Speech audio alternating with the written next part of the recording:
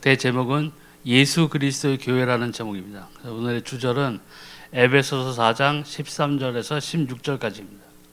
우리가 다 하나님의 아들을 믿는 것과 아는 일에 하나가 되어 온전한 사람을 이루어 그리스도의 장성한 분량이 충만한 데까지 이르리니 이는 우리가 이제부터 어린아이가 되지 아니하여 사람의 속임수와 간사한 유혹에 빠져 온갖 교훈의 풍조에 밀려 요동하지 않게 하려 함이라.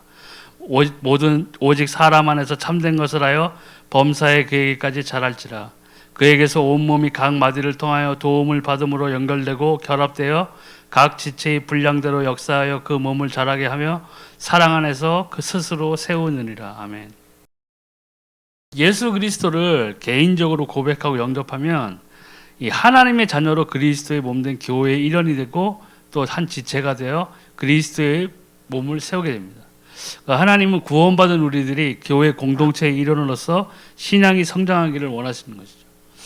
그래서 초대교회 때부터 그 모든 성도들은 한 마음 한 뜻으로 모여 기도하기를 힘썼고 또 어떻게 해서든지 그리스도 예수 안에서 그 다른 사람들에게 선한 영향력을 끼치고 또 복음을 전하기 위해서 생명을 걸게 되는 것입니다. 네. 근데 이 첫 번째 교회의 의미를 보면 원래 교회라는 말은 어느 곳에 있는 그 교회 건물이나 어떤 조직을 말하는 것이 아니고 하나님의 택한 백성들의 무리, 회중을 말하는 것입니다. 네. 그래서 제가 어렸을 때만 해도 저도 교회 어렸을 때 다닌 교회가 서대문에 있는 서원교회라고 조그만 교회가 있었는데 그때는 예배당이라고 불렀거든요. 네. 그래서 말 그대로 우리가 이 예배를 드리기 위해서 같이 모여 예배를 드리기 위해서 이 교회 건물 안에 있는 것이지 사실은 우리 각 개개인 한 사람이 그리스도를 영접한 우리들은 하나님의 자녀고 성경에 나와 있듯이 성령이 거하시는 거룩한 성전이고 우리가 교회인 것입니다. 예. 그래서 그 광야 시절에도 광야 교회라고 불렀잖아요. 40년간 그 광야를 유리하면서 하나님이 훈련을 시키셨을 때 거창한 어떤 건물이 있어가지고 거기에서 모여서 예배 생활을 한 것이 아니라 각 사람 한 사람이 그 시절에도 하나님과 동행하고 있었기 때문에 교회라는 칭호를 받게 되는 것이죠. 각 한 사람 한 사람이 그 유대인 이스라엘의 민족의 출애굽을 하면서부터 하나님과 동행하는 그 40년간의 광야 생활이 시작되었기 때문인 것입니다. 그러니까 어떻게 보면 우리 지금 현 시대를 보면 예수 그리스도가 아니라면 우리가 교회일 수가 없어요.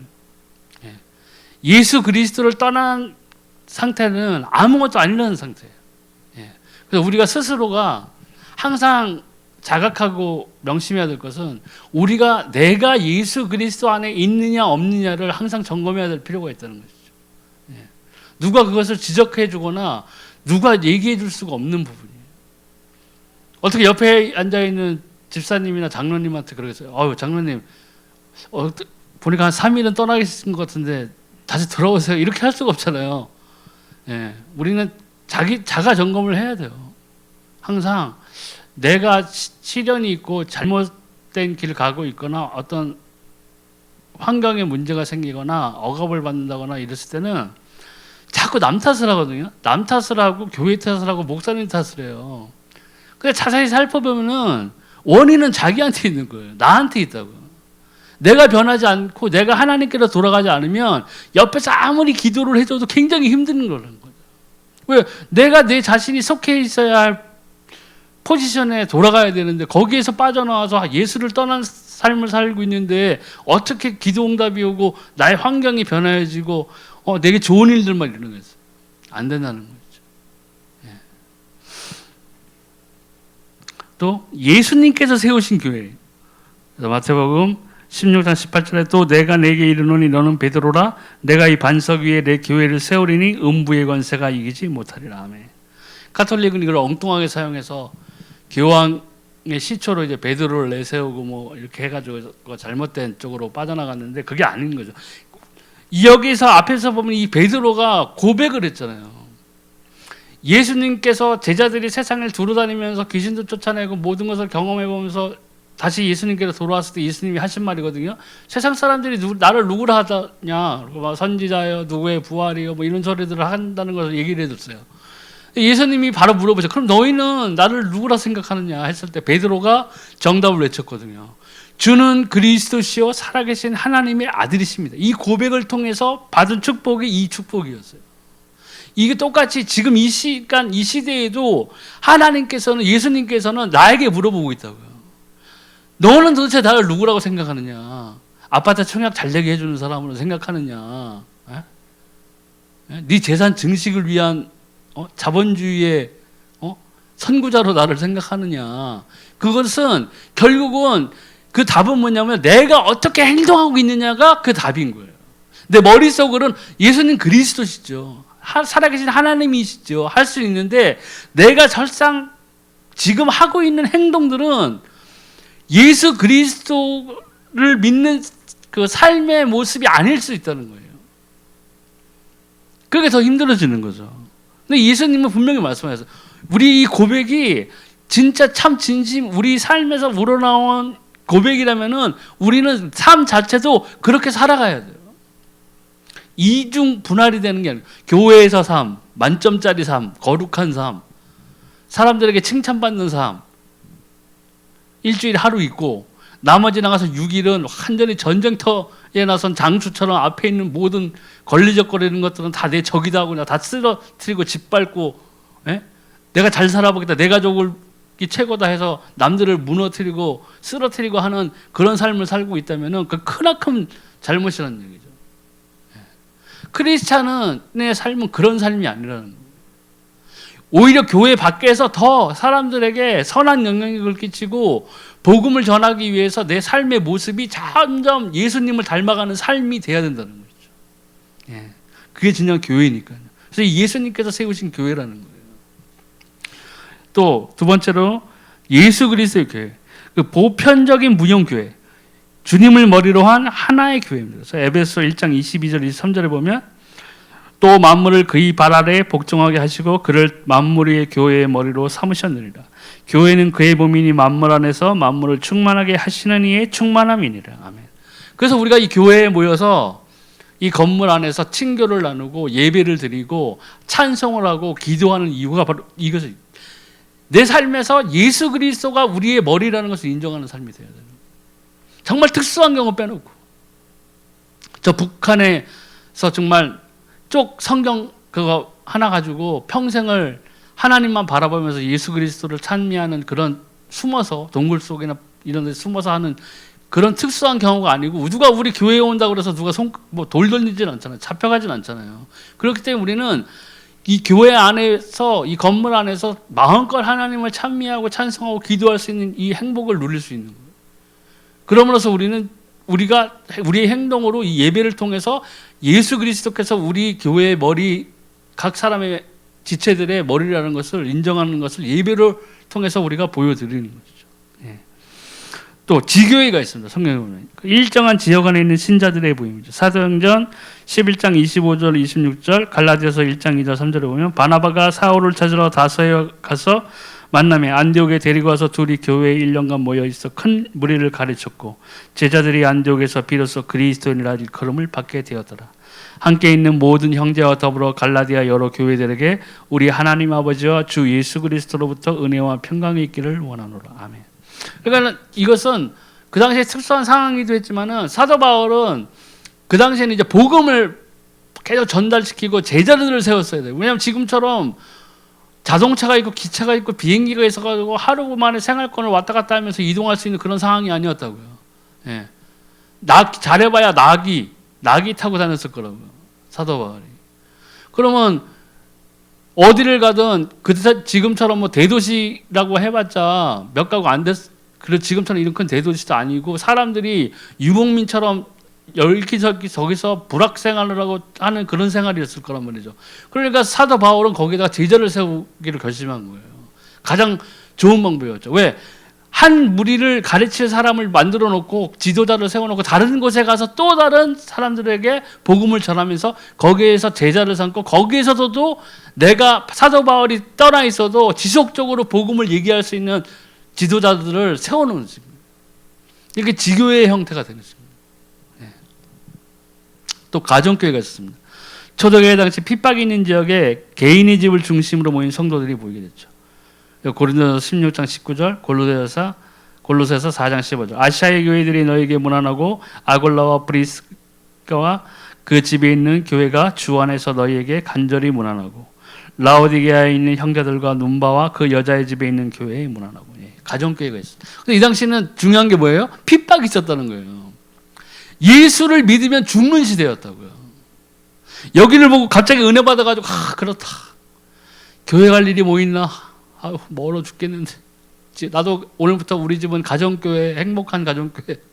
그리고 막 유튜브 틀어놓고 막 그거만 본다고. 뭐 설마 그렇게 해서 지옥 가진 않겠지만 성도의 본분이라는 것은 모이기를 힘써야 돼요. 모이기를 힘쓰지 않으려면 이 예배당을 만들 필요가 없어요. 그렇게도 된다면 뭐하러 그냥 집에서 있지. 예? 집에서 있죠 그냥. 아니면 삼성냉면 108동이면 108동에 그냥 다 모여서 다 집을 사면 되잖아요 그냥. 그게 아니라는 얘기예요. 모이기를 힘쓰는 이유는 우리가 모였을 때에 뭐라고 그랬어요? 예수님이요? 두세 사람이 내 이름으로 모인 곳에는 내가 그들 가운데 있다고 그랬어요.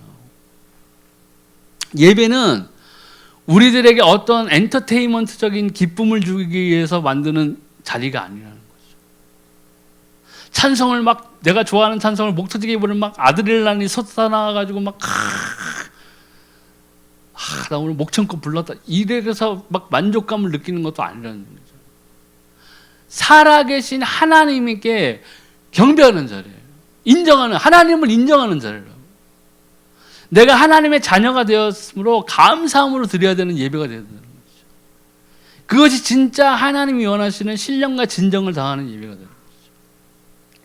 우리들이 여기 다 같이 앉아있다고 그래도 우리들 마음속에 어떤 동기가 있다면은 다른 그리스도 예수 외에 다른 동기, 하나님을 사랑하는 것 외에 다른 동기가 있다면은 누구보다도 우리 가운데 있는 성령이 그 사실을 알고 계시다는 얘기입니다. 하나님도 알고 계시다는 얘기입니다. 네. 그러니까 하나님께서는 진짜 이 예배를 통해서 우리에게 우리의 잘못된 것도 가르쳐 주려 하시고 또 우리가 생각이 잘못되고 있다면 그 생각에 변화를 주시기도 하시고 하다못해 정말 병든 사람이 있고 아픔이 있고 치유가 있는 분들은 여기 이 강대상에서 목사님이 선포하시는 그 말씀 가운데서 역사하는 힘이 고치기도 하시는 그런 일들이 일어나는 거죠. 근데 이것을 우리가 모이지 않으면 어떻게 돼요? 겪을 수가 없어요. 네. 와이파이 5G 100개를 갖다 놔도 거기에 통해서 뭐 하나님이 역사를 하는지 않는다고요. 모였을 때 가능한 일이에요. 왜요? 우리 마음의 중심을 보시는 거예요. 하다못해 출애굽 때도 뭐예요? 대의명분을 내세웠던 게 뭐였어요? 우리가 우리 하나님께 경배하라고 제사 지르러 가야 됩니다. 출애굽의 목적이었어요. 대의명분 내세운 것이. 근데 아무튼 이런 가정교회도 있었다는 얘기죠. 특수한 상황이었기 때문에. 교회의 기능을 보자면 영적인 기관으로서의 기능이 있죠. 이 그리스도인은 자연인, 우리 사람이 성령과 동행함으로써 이 그리스도인이라는 것이 성립이 되는 거죠. 완벽한 그리스도인이라는 것은. 아까도 성경 구절에 나와있지만 비로소 그리스도인이라고 칭함을 받았다라는 구절이 나오잖아요. 하나님을 우리가 제 경험으로 봐도 저도 하나님이 있다는 것을 인지했고 아까 목사님 얘기해서 휴거의 그 꿈을 통해 가지고 한 번이라도 내가 예수님 만나면 예수 믿겠다고 내가 늘상 사촌 누나들한테 얘기하고 했는데 저에게 휴거되는 꿈을 보여주셨죠. 그래서 정말 하나님이 살아있는 것 같다. 예수가 분명히 살아있는 것 같다. 함으로써 서서히 믿음에 다가가는 그 시간이 있었죠. 그리고 또 한국에 와가지고 예배를 드리기 시작했고 했는데 1년 정도? 1년 반? 아무튼 그런 기간이 침체 기간이 만나기 전에 기간이 있었어요. 거기 앉아서 예배는 드리고 남들이 찬송할 때 찬송하고 기도할 때 억지로 그냥 눈 감고서라도 기도는 했고 하는 그런 요식 행위들을 했었어요. 그렇지만 그 당시에 나는 하나님 못 만났거든요. 예수님 못 만났었다고요. 갈급하는 마음은 있었지만, 그런데 비로소 내가 성령 세례 받고 주 예수가 그리스도라는 걸 확실히 알았을 때 나는 그리스도인이 된 거예요. 성령을 받았다고. 그렇기 때문에 교회에나만 나와서 앉아 있다고 해서 그 사람이 그리스도인이 된 건 아니에요. 확실하게 하나님을 만나야 돼요. 그 증거로 성령이 나와 함께하는 체험이 있어야 돼요. 기도 응답의 문이 열려지는 것을 목격해야 돼요. 그리고 내가 체험을 해야 돼요. 그런 영적인 것을 이루어지기 위한 하나의 기관으로서의 기능이 있다는 것이죠.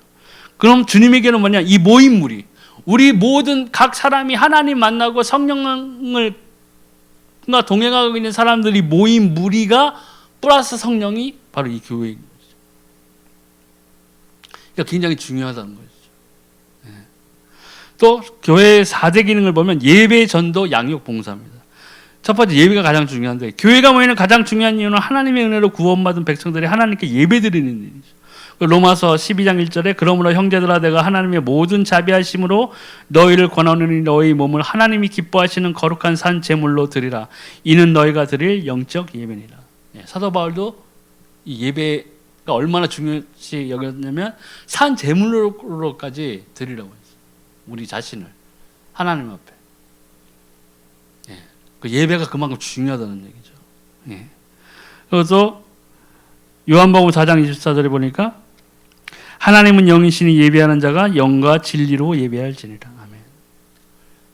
정말로 신령과 진정을 다하는 예배가 되는, 잡생각이 아니라 내가 받은 구원이 얼마나 소중하다는 것을 인지하고 감사함으로 나와서 기도하면서 예배 드려야 된다는 거죠. 이 순간만큼은 내 자신을 다 내려놓는 거예요. 하나님이 나의 주인이시고 나의 아버지시고 오직 예수 그리스도만이 우리의 구주시라는 것을 분명하게 우리가 하나님 앞에서 인정하고 고백하는 시간이 되어야 된다. 그리고 하나님을 그로 인해서 높여드리고 하나님께 찬양하고 찬미하는 그러한 신령과 진정을 다하는 예배가 되어야 된다는 거죠. 또 마태복음 22장 37절 38절에 예수께서 이르시되 내 마음을 다하고 목숨을 다하고 뜻을 다하여 주 너의 하나님을 사랑하라 하셨으니 이것이 크고 첫째 되는 계명이야. 아멘. 바로 이 사랑의 다른 뜻은 뭐라고 그러세요? 희생이잖아요. 우리가 하나님 앞에 희생해야 돼요. 이미 하나님께서는 자기의 사랑을 확증하셨다고 그래서 독생자 예수 그리스도를 보내서 피 흘리심으로 우리 모든 죄를 사하셨어요. 그것으로 인해서 하나님이 이 세상을 얼마나 사랑하는지 자기의 사랑을 확증하셨다고 그래요. 그 사랑이 바꿔 얘기하면 뭐 희생이 따랐다는 거예요. 아무 죄 없이 피 흘릴 이유는 아무것도 없는 예수님께서 성육신 말씀이 그야말로 육신을 입고 이 땅에 오셔가지고 사람들에게 조롱받고 책찍질 당하고 수모를 겪으면서 십자가에 달려서 피 흘리신 거예요. 왜? 우리의 죄를 사하기 위해서였어요.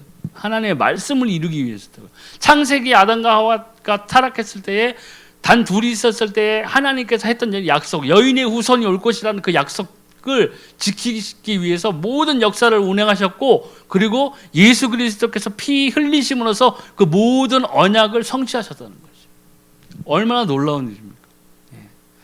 이 놀라움을 우리가 감사함으로 갖고 있다면 예배를 당연히 드릴 수밖에 없고, 그 예배의 시간에 있어서만큼은 우리가 정말 다른 것이 우리 하나님과 나 사이에 개입되는 것이 아닌 정말 감사와 기쁨이 넘치는 예배가 되어야 된다는 것이죠. 또 두 번째는 전도예요. 교회는 모여서 하나님께 예배드리고 세상에서 구원의 복음을 선포하는 전도의 기능을 다해야 됩니다. 하나님의 인류 구원의 방법으로서의 전도를 보면 고린도전서 1장 21절에 하나님의 지혜에 있어서는 이 세상이 자기 지혜로 하나님을 알지 못하므로 하나님께서 전도에 미련한 것으로 믿는 자들을 구원하시기를 기뻐하셨다. 어떻게 보면 전도는 미련한 행위라고까지 나오잖아요.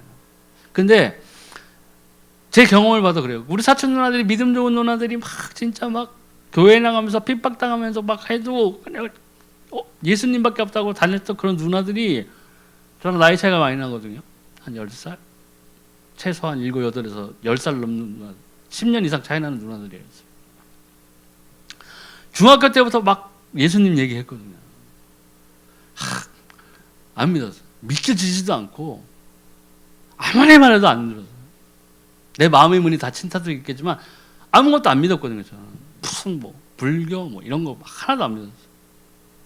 근데 때가 되니 하나님께서 구원의 때를 펼쳤을 때는 마음의 문이 열려지더라는 얘기죠. 그러니까 전도는 쉽게 얘기해서 뭐냐면 내가 하는 게 아니에요. 내가 한다고 생각하니까 저 사람이 내 말을 하면은 말을 들어줄까? 쪽팔린데 말 안 하면은 좀 쪽팔릴 것 같은데 이런 생각이 들잖아요.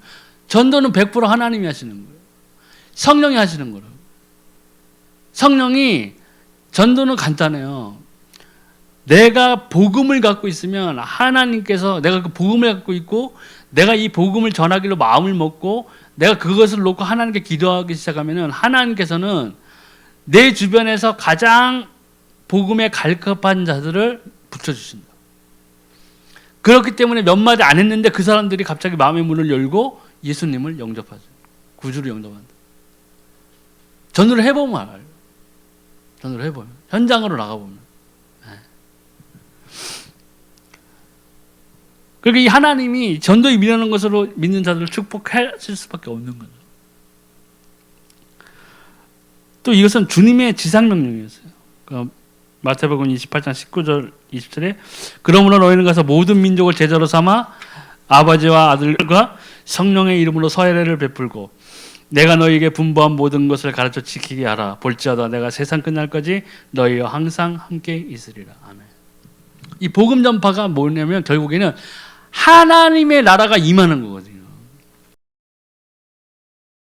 사단에게 붙잡혀서 저주, 미신, 팔자, 세상의 풍습 이런 거에 속박당해 있고 자유함 없이 귀신에게 휘둘려 살고 있는 그 사람들에게 생명을 던져주고 자유를 주는 거죠. 하나님의 나라가 확장되는 거예요. 성경의 우리는 사도행전과 요한계시록의 이제 마지막 세대를 살고 있는 사람들인데 그 와중에서 하나님께서 가장 현재 기뻐하시는 일은 뭐냐면 복음 전도. 복음을 전파하려는 자들, 사랑하는 자들을 하나님은 눈에 불을 켜고 찾고 계신 거예요. 그렇기 때문에 그의 나라와 의를 구하라. 이 모든 일을 너에게 더하시라는 것에 가장 좋은 샘플인 사람이 사도 바울이었죠. 그래서 그 사람이 막 부해지고 막 그런 거 아니었어요. 하지만 그의 삶을 보면 그는 항상 기도를 하고 복음 전하기 위해서 복음의 문을 전도의 문을 열게 해달라고 기도했어요. 그리고 그 삶에서 보면 항상 어느 지역을 가서 기도처를 찾고 기도하면은 거기에서 그 사역을 도울 만한 사람들을 만나게 해줬어요. 그리고 그 사람들과 함께 복음을 전하기 시작하면은 그 지역에 있는 사람들이 완전히 변화되는 그런 맛을 봤다고요. 예수 그리스도의 생명이 임하는 것을 본 것이에요. 얼마나 이게 중요한 일입니까? 예. 하나님의 관심을 받고 싶으세요? 이 복음을 위해서 기도해서 하나님이 축복하세요. 그게 진정한 전도자의 축복인 거예요. 예. 하나님이 원하시는 기도는 바로 이러한 기도예요. 특히 이 말세지 벌에는 복음 외에는 없어요. 생명이 없어요. 또 불가항력적인 사명의 기도예요. 고린도전서 9장 16절에 내가 복음을 전할지라도 자랑할 것이 없으면 내가 부득불할 일입니다. 만일 복음을 전하지 아니하면 내게 화가 있을 것이로다. 바울 사도는 이렇게까지 생각했던 거예요. 소명의식이 있었고 생명을 걸었다는 거예요. 바리새인 중에 바리새인이었고 율법학자 중에 율법학자였고 예수를 믿는 사람들 스데반 집사 돌마다 죽을 때 그 옆에서 그 옷을 갖고 있던 그 사도 바울이 그 현장에 있었어요. 그리고 예수를 믿는 사람들을 쫓아다니면서 핍박하고 잡아 죽이는 그 현장에 아주 자원해서 다녔던 열성패였던 사람이에요. 이 사람이 다메섹 도상에서 예수님을 막상 딱 만나고 나니까 모든 것이 뭐예요? 내가 알고 있던 모든 지식 뭐 이런 것들이 다 배설물 같구나. 이 예수 그리스도 외에는 이 생명 외에는 더 이상 소중한 것이 없고 이것이 참 진리이구나. 이것이 참 생명이구나. 나는 이 생명을 전하는 일에 모든 것을 다 해야 되겠구나 하고 실제로 그의 인생에 있어서 그 삶에 있어서 이 복음 전파를 위해서 최선을 다했던 거죠. 또 양육의 기능이 있습니다. 이 교회는 전도하여 구원한 영혼들이 성숙하게 성장시키기 위하여 양육하는 일을 성실히 해야만 합니다. 그 디모데전서 4장 12절 13절에 누구든지 내 연수함을 없이 여기지 못하게 하고 오직 말과 행실과 사랑과 믿음과 정절에 있어서 믿는 자에게 본이 되어 내가 이를 때까지 읽는 것과 권하는 것과 가르치는 것에 전념하라. 이거 디모데한테 한 얘기죠. 그러니까 너 나이가 어려서 사람들이 무시하게 하지 말고 모든 것에 있어서 열심히 하고, 말 또 행실, 사랑, 믿음, 정절에서 모든 사람들에게 본이 돼서 내가 이를 때까지 가르치고 읽고 권하고 지키게 하라고 했어. 교회가 이걸 해야 돼요. 우리가 초신자들이 와가지고 잘 모르잖아요. 잘 모르고 했을 때 그 사람들에게 이걸 전해줘야 된다. 우리가 또 모범을 보여야 되겠죠.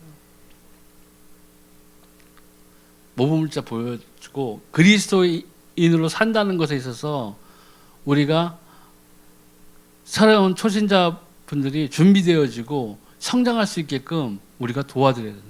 이 양육의 기능이 상당히 중요한 거죠. 또 로마서 12장 6절 8절에 보면 우리에게 주신 은혜대로 받은 은사가 각각 다르니 혹 예언이면 믿음의 분수대로 혹 섬기는 일이면 섬기는 일로 혹 가르치는 자면 가르치는 일로 혹 위로하는 자면 위로하는 일로 구제하는 자는 성실함으로 다스리는 자는 부지런함으로 긍휼을 베푸는 자는 즐거움을 할 것이니라. 아멘. 그러니까 여러 가지 직분대로 그 교회를 섬기는 성도들을 섬기고 교회를 섬기는 방면은 꼭 전도만 있는 건 아니에요. 예수 그리스도께서가 머리시고 우리가 다 몸이 지체잖아요. 오른팔이 2개 있고 왼팔이 없으면 어떻게 되겠어요? 장애가 있다는 거죠. 혈관의 피가 계속 소통이 돼야 되듯이 우리가 한 예수 그리스도의 머리로서 우리가 한 지체를 위해서 계속해서 이 혈관의 피가 돌아야 돼요. 그래야 정상적으로 기능을 발휘할 수 있다고. 몸의 모든 부분들이. 그렇듯이 우리들은 우리 은사가 다 틀려요. 그렇지만 전도를 그러면서 다행이다 난 전도를 하지 말아야 되겠다가 아니라 전도는 기본이라고요. 기본. 모든 성도들이 기본이고 기본인 이외에 자기만의 받은 은사가 틀리다고요. 맛있는 것을 해서 대접하는데 특기가 있으신 분들도 있고 앞에 나서 스스로 청소하고 하시는 분들도 있고 또 다른 사람들에게 친절하게 봉사하시는 분들이 있고 다 맡은 분량이 틀리다고요. 근데 이러한 기능들이 교회에 갖춰져 있어야 돼요. 왜요? 양육하기 위해서. 새로운 생명을 받으신 분들에게 그 생명이 꽃을 피울 수 있게 다시 자라나서 다른 사람들에게 똑같이 도움을 줄 수 있는 그리스도인으로 만들기 위해서 우리가 도와줘야 된다는 거죠. 에베소서 4장 12절에 보니까 이는 성도를 온전하게 하여 봉사일을 하게 하며 그리스도의 몸을 세우려 하게 하심이라. 그럼 봉사일을 하게 하는 게 뭐예요? 결국에는요. 그리스도의 몸을 이렇게 세우는 거예요. 예수님이 머리신 건 확실한데 그 몸의 지체들은 우리가 하는 만큼에 따라서 얼마든지 커질 수 있고 그 기능을 더 좋게 발휘할 수 있다는 것이죠. 그렇기 때문에 우리 성도들이 우리가 이 교회에 나와서 예배드리고 이렇게 하는 것들이 친교를 나누는 일들이 세상 말마다는 어떤 동호회의 기능을 하기 위해서가 아니라 생명을 살리고 생명을 가지신 분들을 양육하고 자꾸 자라나게끔 하는 데 있어서 필요하기 때문에 우리가 하는 것이라는 거죠. 그래서 네 번째 봉사가 또 필요해요. 교회는 전도하여 구원한 영혼들을 성숙하게 양육하고요. 봉사하는 일꾼으로 가르쳐야 합니다. 그래서 갈라디아서 6장 9절 10절 보니까 우리가 사원을 행하되 낙심하지 말지니 포기하지 아니하면 때가 이르면 거두리라. 그러므로 우리는 기회 있는 대로 모든 이에게 착한 일을 하되 더욱 믿음의 가정들에게 할지니라. 이렇게 되는 것이죠. 그래서 이 봉사가 필요한 거예요.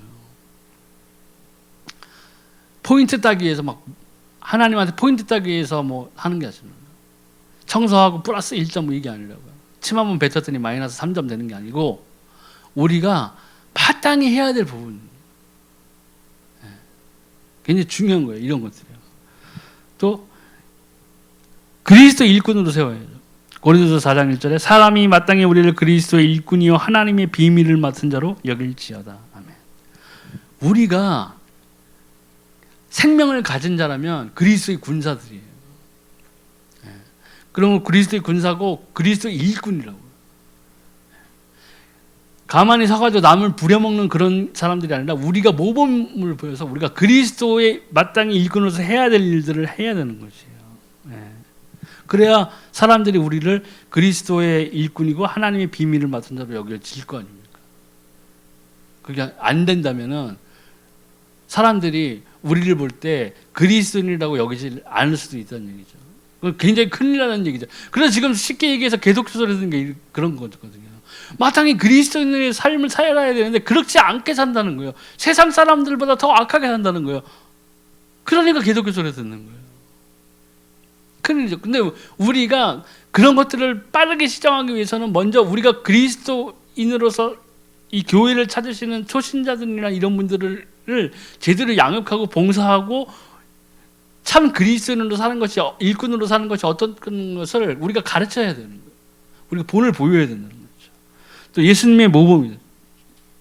요한복음 13장 14절에 내가 주와 또는 선생이 되어 너희 발을 씻었으니 너희도 서로 발을 씻어주는 것이 옳으니라. 예수님께서 직접 실천하신 것이죠. 그러니까 우리가 예수님이 말씀하셨듯이 높은 자리에 꼭대기에 앉아있는 자는 먼저 섬겨야 된다. 자기가 먼저 낮은 데서 해야 된다. 군대가 아니잖아요. 여기는. 몇 기 해병대 몇 기를 따지는 게 아니잖아요. 사람들 나는 2000년에 구원을 받았는데 이런 2012년에 구원받으러 그게 아니라는 거죠. 예수님은 분명히 성경에 나와 있죠. 비유로 말씀하셨어요. 아침부터 나와서 일한 자와 저녁에 잠깐 나와서 일한 자의 품삯이 뭐예요? 똑같았어요. 오죽 됐으면 먼저 된 자가 나중되고 나중된 자가 먼저 된다는 말까지 하셨겠습니까? 그러니까 우리가 예수님이 보여주신 모범 그대로 우리도 사람들에게 몸을 보여야 돼요. 청지기의 봉사 중인 분이죠. 베드로전서 4장 10절에 각각 은사를 받은 대로 하나님의 여러 가지 은혜를 맡은 선한 청지기 같이 서로 봉사하라. 선한 마음을 품고 내가 갖고 있는 것을 꽉 움켜쥐고 남에게 안 주려고 하는 것이 아니라 내가 갖고 있는 것이 뭐 봉사도 여러 가지 종류가 있잖아요. 내가 힘을 써야 되는 그런 봉사도 있을 것이고 머리를 써서 하는 봉사도 있을 것이고 선한 것을 나눠주려는 봉사도 있을 것이고 여러 가지 뭐 내 맡은 부분에 있어서의 각각 은사와 기량이 틀리기 때문에 하지만 이런 것을 정말 선한 청지기가 나누어주는 것처럼 우리가 봉사해야 돼요. 꽉 움켜쥐고 막 아니야 그게 아니라 진심을 다해야 된다. 그리고 교회의 사명이 있습니다. 예수 그리스도의 교회는 예수께로부터 위탁받은 교회적인 사명을 수행해요. 첫 번째가 진리의 수호자로서의 역할이 있어요. 그래서 디모데전서 3장 15절에 만일 내가 지체하면 너로 하여금 하나님의 집에서 어떻게 행하여야 할지를 알게 하려 함이니 이 집은 살아계신 하나님의 교회요 진리의 기둥과 터니라. 아멘. 쉽게 얘기하면 이 교회는 다른 게 아니에요. 예수가 그리스도라는 것을 사람들에게 선포해야 되는 거예요. 복음을 선포해야 되는 것이 현대 교회의 가장 큰 사명이에요. 이거보다 더한 진리가 없어요. 예수가 그리스도 되셨다는 것 외에는 아무것도 구원을 줄 만한 사실이 없다는 거지. 예수님이 내가 곧 길이요 진리요 생명이니 나로 말미암지 않고는 아버지께로 올 자가 없다고 분명히 말씀하셨죠. 그걸 알기 위해서는 우리는 다른 사람들에게 뭐를 전파해야 되느냐? 예수가 그리스도시다. 그분만이 우리에게 구원을 줄 수 있다. 이게 안 되니까 뭐 요번에 뭐 부처님 오신 날인가 뭐 어디 절에 가서 막 기독교인들이 가가지고 막 아무튼 뭐 했나 보더라고요. 어리석은 거예요. 진짜 어리석은 거예요. 그 사람들이 하나님을 사랑하지 않는다는 그런 말은 아니에요. 방법이 잘못됐다는 거죠. 그게 지금 막 뉴스 타가지고 막 나오고 있잖아요. 그 다음 날인가 막 뉴스에 나오더라고요. 그걸 듣는 사람들이 뭐라고 생각하겠어요? 진짜 개독해서 이 소리밖에 안 한다고 말씀드렸잖아요. 방법이 진짜 비둘기같이 정결하고 진짜 뱀같이 지혜롭게 하라고 그랬잖아요. 전도도요. 무지막지하게 막 외친다고 되는 게 아니라고요. 종교는 사람이 만든 것이잖아요. 불교도 마찬가지잖아요. 그런 사람들한테 가서 공개적으로 막 사단 마귀 어쩌고 저쩌고 하면은 그 사람들 어떻게 미친 것들이 나한테 미쳤나 이렇게 반감밖에 안 나온다고요. 제가 처음에 예수님 믿고 뜨거웠을 때 내 친구들한테 그랬다고 했잖아요. 이런 독사의 자식들아 막 어떻게 됐겠어요? 친구들이 이런 개는 우리 엄마 독사야? 나는 그때 막 완전 뜨거웠으니까 잘하는 건 줄 알고 내가 그렇게 했는데 나중에 지나 보니까 뭐예요? 엄청 어리석었다는 거예요. 그렇게 해서 복음이 들어가냐? 안 들어가요. 절대로 안 들어가요. 마음문이 더 닫아진다고요. 복음을 방해하게 돼 있어요. 그래서 저는 이제 택시하고 이제 하면서 이제 손님들 타고 막 가끔가다 이제 복음을 전할 기회가 있다고 했잖아요. 그럼 지난번에인가 도선사 도봉동 그 도봉동에 도선사 큰 절이 있는데 가는 젊은 친구가 탔더라고요. 그러다 이제 귀신 얘기를 자살한 사람 얘기가 나왔어요. 그래서 신문에 누가 자살을 했었어요. 연예인인가? 누가 자살을 했는데 그 얘기를 먼저 꺼내는 거예요. 그래서 죽으면 뭐 귀신이 있는지 없는지 막 궁금하다 뭐 이런 식으로 그래서 내가 귀신을 하고 시달린 걸 얘기해줬죠. 그냥 되게 관심이 있어 하더라고요. 그래요? 귀신은 어떻게 생겼어요? 막 하면서 그 중요한 건 그게 아니다. 절에 왜 가냐 했더니 무슨 뭐 모임인가 뭐 행사 때문에 가서 내가 젊은 친구가 그런 절에 다니기 쉽지 않은데 그랬더니 뭐 어쩌고저쩌고 얘기하더라고요. 그래서 내가 나는 예수님을 믿는다. 그래서 이 귀신이 내가 예수 그리스도를 믿고 떠나는 그런 얘기를 해줬어요. 그래서 불교가 나쁜 게 아니다. 불교가 나쁜 게 아니다. 좋은 말 한다. 다른 종교가 다 좋은 말 해준다. 스님들이 어디 나가서 너 도둑질하고 하라고 얘기하진 않지 않느냐. 맞다는 거예요. 맞죠. 뭐 절에 가면 마음도 편해지고. 그래 나도 동의해. 마음 편안해진다. 얼마나 편안해지겠냐. 산속에 공기 좋은 데서 나물반 자네 먹고 좋은 공기 들이마시는데 얼마나 마음이 편해지겠냐. 맞다는 거예요. 근데 문제가 있다. 뭡니까? 거기에는 생명이 없다.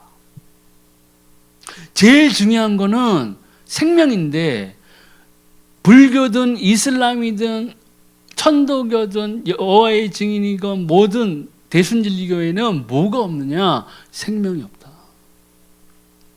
왜 그렇습니까? 네, 이 예수가 그리스도였다는 걸 얘기했어요. 근데 이제 더 시간이 없어가지고 그 친구에게 영접 내가 기도를 시키지 못했지만 제가 권했거든요. 다음에 훗날 어떤 기회에 복음을 다시 들을 기회가 생긴다면은 꼭 다시 한번 생각해봐라. 이 예수가 그리스도라는 이것 외에는 생명을 줄 수가 없다. 그랬더니 알겠습니다 하고 다 내리더라고요. 이렇게 해야 되는 거예요. 제가 잘났다는 게 아니라 정말 그 사람들에게 고요히 찾아가서 얘기를 해줘야 되는 거예요. 플랜카드 들고 막 도선사 옆에서 시위하는 게 아니라 막 깽가리 치는데 막 돌 던지고 막 그럴 거예요. 이 독사의 자식들아 해봐요. 가서 우리가 돌맞아. 다른 사람 믿지 않는 사람들은 누굴 욕해요? 우리를 욕한다고. 모르니까. 저도 옛날에 그랬죠. 모르니까 그런 거예요. 그 사람들에게 제대로 가르쳐야 되는 거죠. 진리의 수호자가 돼야 돼요. 네.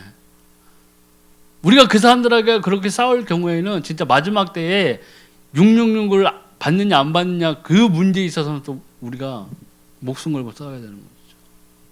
단두대 목 딱 칠 때까지.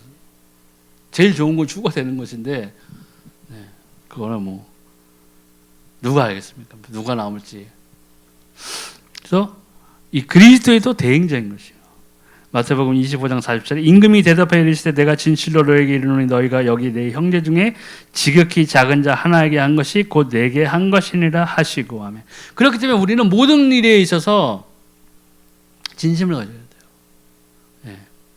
내가 천국 가기 위해서 거기에서 상을 받기 위해서 착한 일을 하고 선한 일을 하고 하는 것이 아니라 내가 가진 이 생명을 전하기 위해서 다른 사람에게 전해야 되는데 그러려면 뭐가 필요해요? 내가 좀 본이 될 필요가 있어요. 본이 될 필요가 있어요. 어디 나가서 예수님 얘기하는데 예수님 믿어요? 이런 얘기 들어보세요. 네가 역시 개독. 이렇게 되면 곤란하잖아요. 생명을 가진 자면 겸손하게 다른 사람들을 위해서 내가 이만큼을 가질 수 있는 상황이지만 내가 복음을 생각해서 예수 그리스도를 생각해서 내가 이만큼을 더 양보해 줄 수 있어야 된다는 거예요. 그게 크리스찬의 삶이에요. 확 더 가져가지고 남 착취해가지고 11조 더 내야 돼. 명분은 되게 좋아도 목사님 또 칭찬해줘. 11조에 20% 증가. 와, 축복. 그러다가 갑자기 어떤 건설회사 회장처럼 자살 확 해버려요. 그게 뭐예요? 사람은 속일 수 있어요. 내 자신도 속일 수 있어요. 옆에 있는 목사님도 속일 수 있고 사모님도 속일 수 있어요. 근데 누굴 못 속여요? 하나님 못 속여요. 내 안에 계신 성령을 못 속인다. 그렇기 때문에 우리는 참된 크리스찬의 삶을 살기 위해서 진짜 철저하게 노력해야 돼요.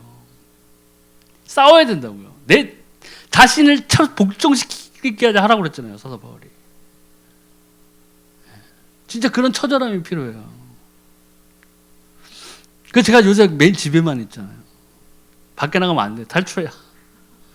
세상에 나갔다가 큰일 날 것 같아서 지금 수도사의 삶으로 지금 약간 변신해 있는데 진짜 처절함이 필요해요. 누굴 위해서요? 나를 위해서. 첫째가 나를 위해서. 그리스도와 더 닮아지기 위해서. 크리스찬의 삶을 살기 위해서. 그리고 내 삶의 현장에 있어서 나의 주변에 있는 사람들에게 당당하게 이 생명을 전하기 위해서. 뭔가 다르다는 얘기를 들어야 될 거 아니에요. 예수님 전했을 때 당신 그러고 보니까 참 다른 사람들하고 틀리더라. 역시 예수님 믿는 사람이었구나. 이렇게 된다고요. 전체 인구의 5%도 안 된다는 공산주의자들이 러시아를 무너뜨리고, 그죠? 러시아 제국을 무너뜨리고 소련을 세웠어요. 중국에서도 마찬가지였잖아요. 그래서 5%도 안 됐어요. 그 공산주의자 사상을 갖고 있던 사람들이. 근데 결국은 뭐예요? 중국을 다 먹었어요. 근데 우리는 1000만 그리스도인이 있다고 외치고 있는 그 대한민국인데 변하지 않아. 문제죠.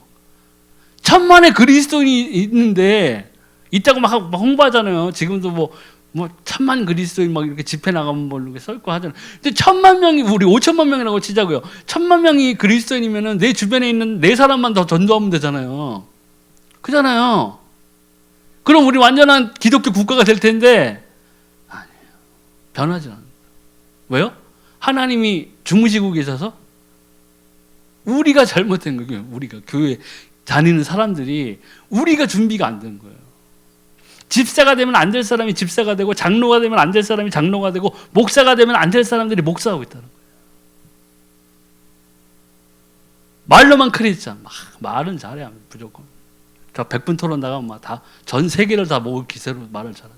근데 뭐예요? 실상 내 생활에 나와서는 내가 진리를 가진 자이잖아요. 예수의 생명을 가진 자이잖아요. 근데 밖에 나가서 힘을 못 써요. 빛이 되질 못해. 소금이 되질 않아.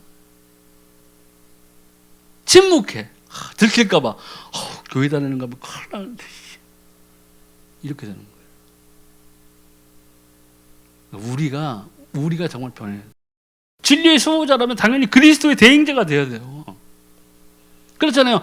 예수님께서 우리를 보내서 천사를 동원해가지고 전도하면 1분도 안 걸릴 일을 가지고 왜 우리들에게 이 전도에 미련한 것을 믿게 하게 하시는 거예요. 우리가 생명을 주시는 것 같아요. 또 세 번째가 세계 선교죠. 요한복음 20장 21절. 예수께서 또 이르시되 너희에게 평강이 있을지어다. 아버지께서 나를 보내신 것 같이 나도 너희를 보내노라. 또 마가복음 16장 15절. 또 이르시되 너희는 온 천하에 다니며 만민에게 복음을 전파하라. 아멘. 이것이 결국에 복음 전파라는 것은 크리스찬이라면, 그리스도인이라면은 가장 베이직으로 갖고 있어야 돼요. 내가 무슨 다단계 하듯이 100명 목표, 200명 목표, 500명 목표 이게 아니라 내 삶의 현장에서 나를 만나는 사람들이 있고 내 주변에 있는 사람들이 그런 사람들이 이제 어떤 그 때가 있어요. 평생 안 하던 말을 하는 때가 있다고요. 평생 잘난 척만 하다가 갑자기 마음이 요새 허하고 인생이 왜 이리 허무한지. 그럴 때 딱 기회를 잡아야 되는데 거기에다가 지금 크리스찬이라는 우리들이 뭘 하고 있냐면 걱정하지 마. 이따 동동주에 맞고 김치전 죽여. 인생의 허무함을 풀어줄게. 채워줄게. 이게 이렇게 되니까 안 되는 거예요. 그럴 때 뭘 던져야 돼요? 그런 이유가 있다. 나 오늘 말 잘했다. 그게 뭐냐? 네가 다 갖고 있고 네가 정말 선하고 정말 네 가족도 행복한 것 같아 보이고 하지만 그 공허를 느낄 수밖에 없는 것이다. 네가 이분을 몰라서이다. 누군데? 예수가 그리스도지. 여기를 풀어줘야 된다. 그 사람들이 듣고 싶어하는 것은 그 얘기라고. 그 영적인 면에서. 전 예전에 그 영업하러 다닐 때, 광고 영업하러 다닐 때 전도 많이 했거든요. 그때는 때만 되면 이게 하나님이 주신 때인가 하면 탁 예수 그리스도를 던졌다. 근데 내가 무슨 신학자도 아니잖아요. 신학자도 아니고 내가 갖고 있는 만큼의 복음을 얘기해 줬어요. 근데 어떤 학원 원장은 자기 부인이 5년 동안 자기를 위해서 교회 다니라고 기도했던 그 사모님이 부인인데 한 번도 코드 훔쳐서 안 나가던 사람인데 30분 필름이 늦게 도착하는 관계로 내가 그 30분 동안에 하나님이 이런 기회를 주신 건 이 사람에게 예수님 전하는 얘기인가 보다 해서 예수 그리스도를 던졌어요. 이렇게. 근데 어떻게 됐어요? 그분이 가만히 듣다가 당신이 얘기한 예수 그리스도가 이런 분이라면 내가 예수 그리스도를 믿겠다. 그리고 영접을 했어요. 사모님 난리가 난 거죠. 자기가 5년 동안 기도했는데 말에 씨 끝도 안 들어갔던 남편인데 순수히 내가 잘나선 거야? 그 5년 동안 부인이 기도한 그 기도의 응답인 거예요. 그리고 마침내 하나님은 내가 갖고 있는 복음, 나는 다른 거는 모르고 있었지만 복음을 알았거든요. 그러니까 그 복음을 던지게 한 거예요. 그러니까 그분은 이미 하나님이 다 준비시켜 놓은 상황에서 이 복음을 던지니까 이 사람이 반응이 온 거예요. 전도는 그런 거예요. 그러니까 우리가 삶의 현장에서 얼마든지 내 가족, 솔직히 가족 전도 굉장히 힘들잖아요. 왜냐면 가족은 잘 인정을 안 해주거든요. 우리 엄마도 마찬가지였어요. 돌아가시기 전에 정말 천만다행으로 의식이 막 없거나 하질 않았기 때문에 예수님 만나고 돌아가셨지만 그 전에 내가 뜨거웠을 때 막 침대에 막 누워서 방언하고 했을 때 우리 엄마가 나를 어떻게 조롱했다고. 미친놈. 이제 네가 드디어 돌아왔구나. 그러니까. 그 가족 전도가 굉장히 힘들어요. 가족 전도가. 왜냐면 나를 그 순수하게 바라봐 주지 않거든요. 나이 많은 사람에게 전도하려면 니까지 기적. 야, 너 어릴 때 내가 기적이 채워줬어. 이씨. 까불고 앉아있어. 이런다고요. 그런데 어떤 상황이 왔을 때에 하나님께서 그 전도의 문을 열었다고 하는 그때가 있어요. 그럴 때 과감하게 뭘 줘야 돼요? 이 복음을 던져줘야 돼요. 내가 이 복음을 요만큼 알고 있으면요, 진짜 요만큼만 알아들어도 영접하고 새로운 생명을 받을 수 있는 사람을 하나님께서 내게 보내주신다고요. 그게 전도의 원리거든요. 영적 배경에는 그게 있다고요. 영적 배경에는 사단이 그걸 붙잡고 있는데.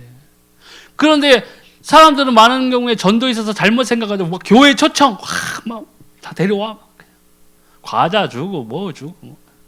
아이고, 우리 교회 일단 한번 나와봐. 모든 게 잘 돼. 막 아파트 당첨될 거야. 그러고 다 채워, 일단 막 앉아있어. 그런데 여기 앉아있는데 누가 그걸 제일 싫어해요? 사단이 제일 싫어한다고. 공격한다고요. 이제 그때부터 엄청나게 공격한다고요. 원수의 화전이면 그 사람들 가슴팍에 다 박힌다고요. 그러니까 그 사람들이 못 견디고 떠나는 거예요. 교회를. 오래 지속되지 않아요. 굉장히 힘들어요. 그게. 그러니까 전도는 확실하게 복음을 전해서 생명을 그 사람들 안에 넣어줘야 돼요. 예수 그리스도를 영접하게 해야 돼요. 그 순간에 그 사람들이 뭐예요? 자신들은 모르지만 자신들에게 속박되어 있던 그 영적인 결박들이 수렁에서 완전히 뽑혀져 나올 수 있다고요. 그런 상태에서 교회에 와서 예배드려야 하나님이 그 예배를 받으시고, 하나님의 자녀가 와서 예배드리니까 하나님이 그 예배를 받으시는 거라고요. 그리고 그 사람들이 여기서 선포되는 말씀을 통해서 힘을 받고 영적으로 각성을 할 수 있고 하나님을 만날 수 있고 또 성령도 체험할 수 있고 자신이 신앙인으로서 이제 바르게 설 수 있는 것들을 배우고 할 수 있는 힘이 생긴다. 그런 사람들이 여기 있어도 사단은 그 사람들을 막 공격한다고. 사단이 제일 싫어하는 게 뭐겠어요? 예수 생명이에요. 예수 생명. 다른 모든 종교들 이런 것들이 사단한테 이번에 보니까 어떤 사람인가 돈도 많은가 봐요. 점쟁이가 당신 남편 빨리 죽는다고 했더니 44억 원을 갖다가 점쟁이에 갖다 바쳤더라고요. 뜯긴 거예요. 삥 뜯긴 거예요. 그런 사람들이 세고 셌어요. 굿 안 보면은 부정 안 붙이면은 너 집에 큰일 나? 이렇게 협박하는데 진짜 우습게 생각했다가 갑자기 아들 다리가 확 부러졌어. 그럼 다시 간다고. 아유, 내가 말을 안 돼서 우리 아들 다리가 부러졌어요. 구타지고 했어요. 그때부터 뭐예요? 약점 잡히는 거예요. 조금 지나면 뭐라고 그래요? 당신 남편 안 하면 3일 내에 되죠. 도는 거예요. 그때부터. 얼마 돼야 돼요? 처음부터 44억 다 내놓으라고 하지 않았겠죠. 3천, 5천, 1억 막 이렇게 식으로 막 계속 되풀이 되었을 거예요. 그런 사람들이 뉴스에 나오는 게요. 1년에도 몇 번씩 있어요. 밝혀진 것만. 예수 생명이 없으면, 예수 그리스도를 모르면 그런 식의 삶을 살아요. 돈이 있어도 지키질 못해요. 행복하지 않다고. 왜냐? 인간은 하나님을 떠나서는 행복할 수가 없어요. 그런 존재로 하나님이 우리를 창조하셨다고요. 그래서 초기에 에덴 동산에서 하나님이 우리와 동행하신 거라고요. 그게 안 되면 절대 행복할 수 없어요. 그러니까 사람들이 부자로 사는 사람들도 있고, 좋은 환경에서 공부해가지고 높은 지위에 올라간 사람들도 있고, 운동선수로서 정말 여러 사람들이 우상이 돼가지고 막 환호를 받고 하는 무비 스타도 있고 한데, 그런 사람들이 약물 중독되고 자살하고 하는 이유가 뭐냐? 행복하지 않았어요. 근데 그걸 뒤집어서 생각하면, 깊은 곳에서 생각하면 뭐예요? 예수 그리스도를 못 만났어요. 하나님을 떠난 상태이기 때문에 절대로 행복할 수가 없다고요. 행복해 보이지. 그 속은 그렇지 않다고요. 근데 그런 사람들에게 필요한 게 뭐예요? 우리가 가진 복음을 전해줘야 돼요. 예수가 그리스도라는 것을 이해하게 해줘야 돼요. 이것이 우리 교회의 공동체를 이루는 각 교회 구성원인 우리들이 가장 기본적으로 해야 돼요. 이게 교회가 그래서 존재해야 되는 거예요. 특히 사도행전과 요한계시록 마지막 때를 이어가는 세대가 우리 세대잖아요. 이 마지막 세대라고. 특히 이때 하나님의 중심은 뭐냐? 구원받을 저 백성에게, 홍길동에게 누가 구원받을 복음을 전해줄 수 있느냐를 하나님이 가장 관심 있게 보신다는 거죠. 근데 거기에서 1km 떨어진 곳에 살고 있는 순이라는 애가 있는데, 얘가 복음이 있네. 근데 순이가 또 마침 기도를 하고 있었어요. 복음의 문을 열어주게 해달라고. 복음을 전할 자를 만나게 해달라고. 하나님이 누굴 붙여주시겠어요? 순이하고 홍길동을 붙여주시는 거예요. 그 옆에 대형 큰 교회에 있는 어떤 누구를 붙여주는 게 아니라고. 그게 하나님이 전하는 복음의 원리예요. 나아만 장군 곁에 용감한 병사들도 있었을 것이고, 아름다운 여자들도 있을 것이고, 다 있었어요. 근데 문둥병 걸렸을 때 누가 해결책을 제시했어요? 옛날에 제 어렸을 때 기억으로 계집 종이라고 성경에 돼 있었어요. 종인데 어린 소녀였는데, 그 소녀가 나아만 장군에게 해결책을 제시한 거예요. 왜? 그 소녀는 종이었지만, 노예였지만 뭘 갖고 있었어요? 해결책을 갖고 있었어요. 하나님을 알았어요. 선지자한테 가라고, 우리 이스라엘에 선지자에 가라고 해결책을 제시합니다. 순수하게 그 말을 들었어요. 그게 왜 그랬겠어요? 하나님이, 그 소녀가 얘기했을 때 하나님이 나아만의 문을, 마음의 문을 열어온 거예요. 그리고 갔잖아요. 그리고 해결을 받았어요. 몸이 깨끗하게 나왔죠. 우리가 나는 어떤 사람은 나 같은 게 뭐 하고 자기를 너무 낮추는 경향인데, 그렇지 않아요. 우리는 예수의 생명을 가진 자들이에요. 그리고 이 생명을 다른 사람들에게 나누어 줄 수 있어야 돼요. 그것이 크리스찬의 가장 기본적인, 밑바탕에 깔려있는 제일 기본적인 일이에요.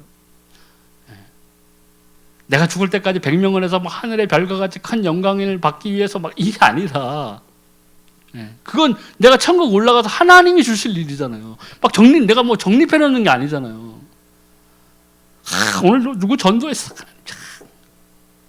나의 영광은 해입니까 달입니까? 하나님, 이게 따지는 게 아니잖아요. 가장 기본이라고. 생명이 있기 때문에 내가 생명을 전해줘야 되는 거죠.